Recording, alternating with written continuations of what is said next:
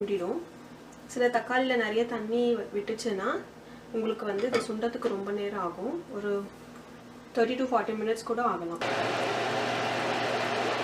இப்போ பாருங்க, அந்த விழுது நல்லா சுண்டிருச்சு, சுத்தமாக தண்ணியே இல்லை. இந்த ஸ்டேஜில் நாம் வந்து சீரகம், கடுகு, வெந்தயம் வறுத்து அரைச்சி பொடி பண்ணி வச்சுருக்கேன். இதை வந்து இப்போ ஆட் பண்ணிடுங்க. இது கூட 2 டீஸ்பூன் உப்பு. இதை நல்லா மிக்ஸ் பண்ணிக்கோங்க.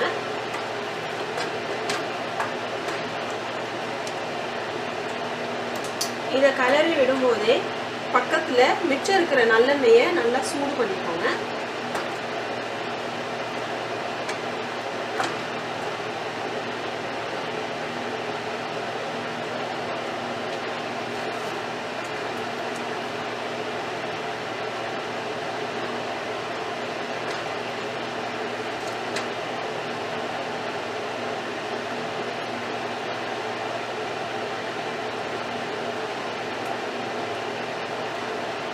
இந்த மாதிரி சுண்டி வரதுக்கு எனக்கு வந்து ஒரு 40 நிமிஷம் ஆச்சு.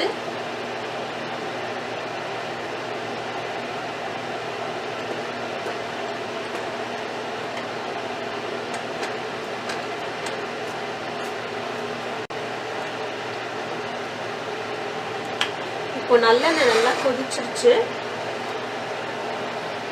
இதை நாம இதில் ஆட் பண்ணலாம்.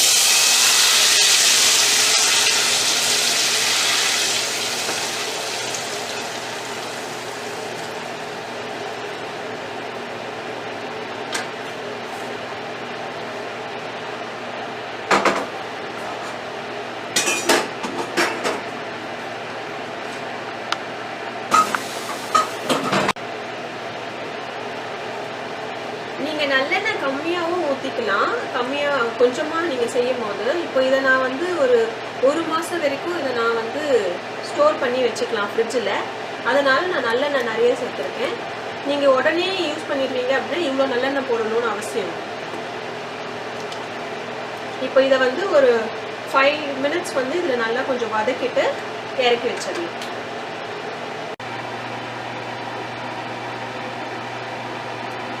இப்போ தக்காளி ஊறுகாய் ரெடி.